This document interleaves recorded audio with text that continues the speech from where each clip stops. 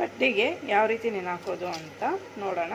ಮೊದಲಿಗೆ ನಾನು ಈ ಒಂದು ಗ್ಲಾಸ್ನಲ್ಲಿ 2 ಲೋಟ ಆಗುವಷ್ಟು ಸೊಸೈಟಿ ಅಕ್ಕಿ, ಹಾಗೆ ಇದೇ 1 ಕಪ್ಪಿನಲ್ಲಿ ಉದ್ದಿನಬೇಳೆ, ಮತ್ತು ಇದೇ ಅರ್ಧ ಕಪ್ಪಿನಲ್ಲಿ ನಾನು ಅವಲಕ್ಕಿ, ಅದಾದಮೇಲೆ ಸ್ವಲ್ಪ ಮೆಂತೆ ಮತ್ತು ಕಡಲೆಬೇಳೆ ಹಾಕ್ಕೊಂಡಿದ್ದೀನಿ 1 ಟೇಬಲ್ ಸ್ಪೂನ್ ಅಷ್ಟು. ಇದು 8 ಗಂಟೆ ಕಾಲ ನೆನೆಸ್ಕೋಬೇಕು. ನೆನೆಸ್ಕೊಂಡಾದಮೇಲೆ ನಾವು ಇದನ್ನು ಸ್ವಲ್ಪ ನಯಸ್ಸಾಗಿ ರುಬ್ಕೋಬೇಕು. ನೋಡಿ, ನಾನೀಗ ರುಬ್ಕೊಂಡಿದ್ದೀನಿ. ಇದಕ್ಕೆ ನಾನು ಈ ರೀತಿ ಸ್ವಲ್ಪ ತರ್ತರಿಗೂ ಅಲ್ಲ, ಸ್ವಲ್ಪ ನಯಸ್ಸಾಗೂ ಅಲ್ಲ, ಆ ರೀತಿಯಲ್ಲಿ ರುಬ್ಕೋಬೇಕಾಗತ್ತೆ. ಈಗ ಇದಕ್ಕೆ ನಾನು ಉಪ್ಪನ್ನು ಸೇರಿಸ್ಕೋತೀನಿ. ನೈಟಲ್ಲೇ ಉಪ್ಪು ಹಾಕ್ಕೊಂಡು ಇಟ್ಕೊಂಡ್ರೆ ಬೆಳಗ್ಗೆಗೆ ನಾವು ಸ್ವಲ್ಪ ಸೋಡಾ ಮತ್ತು ಉಪ್ಪನ್ನು ಸೇರಿಸಿ ಮತ್ತೆ ಮಿಕ್ಸ್ ಮಾಡ್ಕೋಬೇಕಾಗತ್ತೆ. ಈಗ ರುಬ್ಬಿಟ್ಟಿರೋವಂಥ ಬಟರು ಬೆಳಗ್ಗೆಗೆ ನೋಡಿದಾಗ ಈ ರೀತಿಯಲ್ಲಿ ಉಬ್ಬಿರುತ್ತೆ. ನೋಡಿ ಎಷ್ಟು ನೀಟಾಗಿ ಉಬ್ಬಿದೆ. ಈಗ ಇದಕ್ಕೆ ನಾನು ಚಿಟಿಕೆಯಷ್ಟು ಸೋಡಾ, ಅದಾದಮೇಲೆ ಇನ್ನೊಂದು ಸ್ವಲ್ಪ ಉಪ್ಪು ಸೇರಿಸ್ಕೊಂಡು ಚೆನ್ನಾಗಿ ಮಿಕ್ಸ್ ಮಾಡಿಕೊಂಡು ಇನ್ನೊಂದು ಸ್ವಲ್ಪ ಹೊತ್ತು ಬಿಟ್ಟು ಇದನ್ನು ರೆಡಿ ಮಾಡೋದಷ್ಟೇ.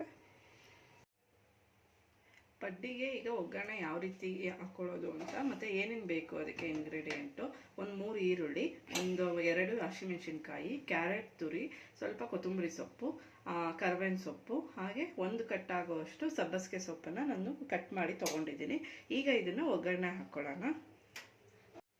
ಈಗ ಒಂದು ಬಾಣಲಿಗೆ ನಾನು 3 ಟೇಬಲ್ ಸ್ಪೂನ್ ಆಗುವಷ್ಟು ಎಣ್ಣೆ ತೊಗೋತಾ ಇದ್ದೀನಿ.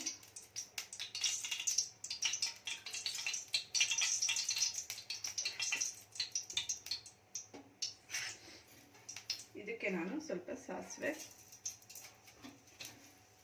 ಕಡಲೆಬೇಳೆ, ಉದ್ದಿನಬೇಳೆ ಹಾಕಿ ಸ್ವಲ್ಪ ರೋಸ್ಟ್ ಮಾಡ್ಕೊಳ್ಳಿ.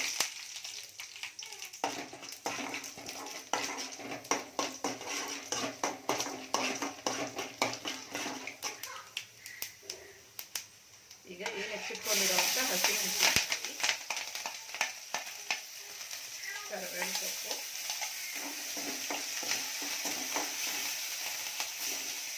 ಈರುಳ್ಳಿ,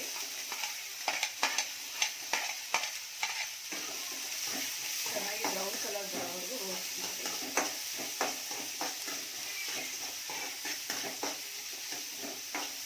ಅದಾದಮೇಲೆ ಈ ಸಬ್ಬಸಿಗೆ ಸೊಪ್ಪು, ಕೊತ್ತಂಬರಿ ಸೊಪ್ಪಿತ್ತು ಅದನ್ನು ನಾನು ಹಾಕ್ತಾ ಇದ್ದೀನಿ.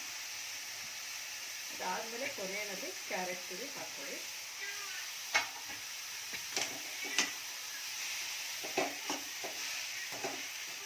ಮತ್ತು ಇದಕ್ಕೆ 1 ಟೇಬಲ್ ಸ್ಪೂನ್ ಆಗುವಷ್ಟು ಉಪ್ಪನ್ನು ಸೇರಿಸಬೇಕು.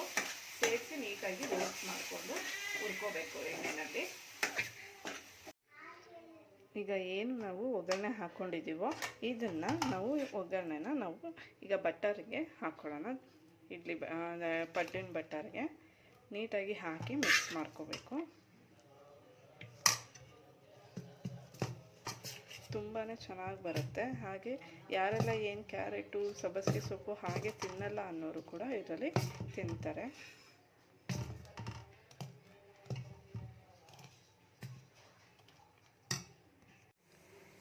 ಈಗ ನಾನು ಪಡ್ಡಿನ ಹಂಚಿಟ್ಟಿದ್ದೀನಿ. ನಾನ್ ಸ್ಟಿಕ್ ಪಡ್ಡಿನ ಹಂಚಿ ಇದು.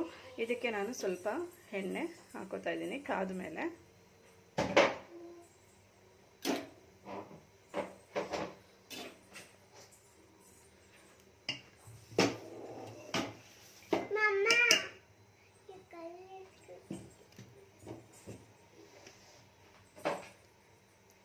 ಇದಕ್ಕೆ ಈಗ ನಾನು ಏನು ಬಟರ್ ತಯಾರು ಮಾಡ್ಕೊಂಡಿದ್ವಿ ಅದನ್ನು ನಾನು ಹಾಕೋತಾ ಇದ್ದೀನಿ.